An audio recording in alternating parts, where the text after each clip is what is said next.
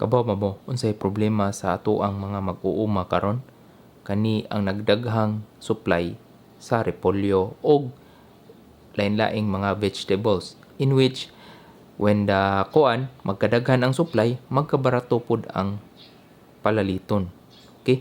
So, for example, ang karon, ang repolyo nahuglang ag tag size ug tag 9. Limang ka, upat na kabuan nimong atiman, unya mahuglang sa tag size ang kilo, tag city ang kilo. So, ang uban na farmer, ilan na lang gipabulok sa ilahang farm instead of ilaha pang i-harvest. Kaya nga no, magbayad pa sila sa pag-harvest, magbayad pa sila transportation, muna.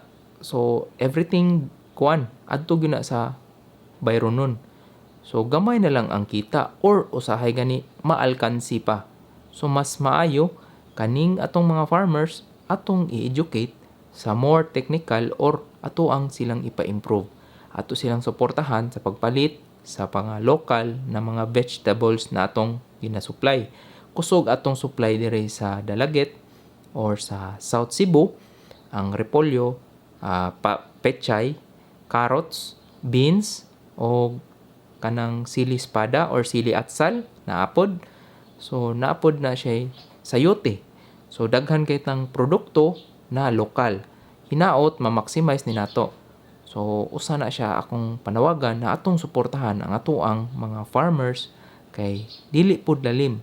Aside sa labor na mahal na kaayo karon, kanipod kaning mga tanom, it's gamay na lang ang nananom. So, gamay na lang ang mga farmers karon.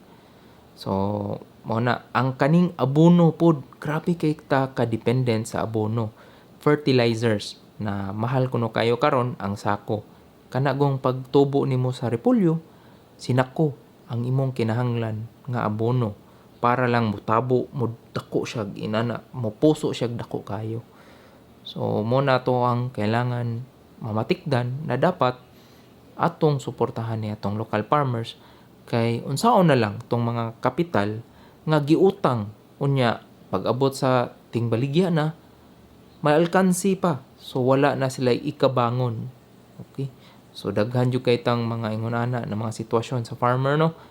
So kana atong buhatan og maayon ta ato ang mapasinati na kana sila matabangan nya. Aside anano, gamay na lang pod kayo ang mga mag-uuma karon kay atong gi-encourage ang ilang mga anak nga mag-professional in terms of teaching, doctor, engineer, seaman.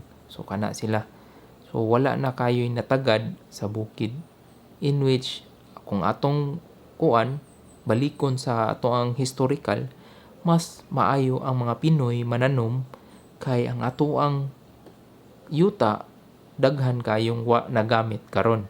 Kung mobiyahe ka didto, daghan kayong underutilized na mga yuta, nakatulog lang unya walay pananom, in which sa una kita nagtudlo sa mga Indonesian or kanang mga Vietnam na mananom og rice. Karon sila na mo baligya sa atua, pero sa una sa atong ancestors kita mo'y nagtudlo nila nga inanion pagtanom, in which dapat magtutok ta karon sa atong agriculture kay mo na ang atoang manggod na direction sa gobyerno is more on tourism, in which man na siya seasonal man ang tourism, di man na pareha sa agriculture.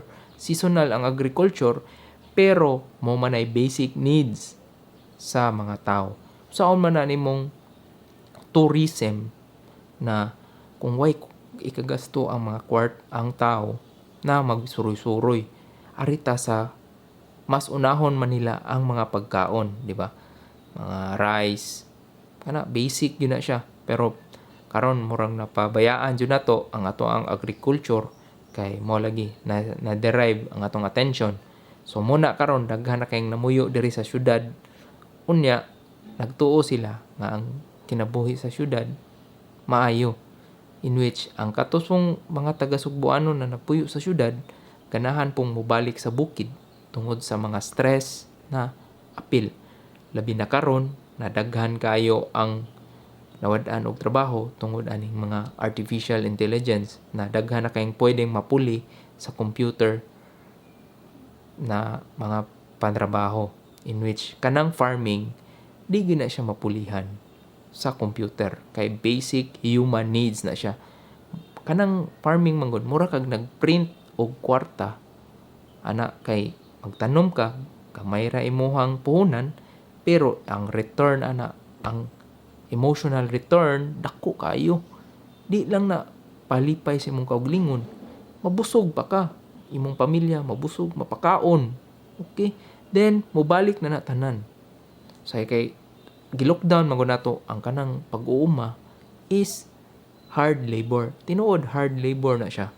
Pero ang kwarta naa diha kay ang kaning patrabaho sa syudad grabe po kayo, mura kag mingon nindot siya kay inom-inom kag kape, milk tea, sigarilyo, laag, in which na misdirection tana na kabutangan. Muna, o wala pa mo nakasubscribe na mo, bas hindi na ko ninyo makita sa sunod na mga episode. Kung nakasubscribe na mo, daghang salamat o keep growing every day. Okay? So, kani lang gyud ang akong concept na dapat mobalik ta sa ato ang original na pantrabaho na kaning mo focus ta sa agriculture. Kay nganong mahal atong pagkaon tungod kay sige man tag import og mga agricultural products, karne, baboy, manok, in which pwede na natong maproduce sa ato ang kaugalingong yuta, in which pwede natong mabarato. Kanang bugas na 20 pesos kaya kay na nato kung magtinabangay og magtanom tanan og mag-utilize ang atuang mga land. Kay karon daghan kay tang underutilized. Not only underutilized but mismanaged, kanang sayop ang mga instead of integrating na nato unta ang mga teknolohiya na available sa atuang pagtanom para mas ma-improve nato ang atuang produkto og mabaligya pa nato sa laing nasod.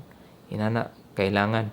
So subscribe na kay magbuhat ko sa mga negosyo nga pwede natong gamiton aning farming o unsay agriculture technologies na pwede natong i-apply sa atuang mga kayutaan para kita maadunahan, di man adunahanon, pero para kita mas mulambo ang atong mga Pilipino o mapabarato nato ang mga pagkaon o produktong agriculture. Okay? Kay i-minimize na nato ang ato ang pag-import kay kaya na nato na mag-produce locally. Alright.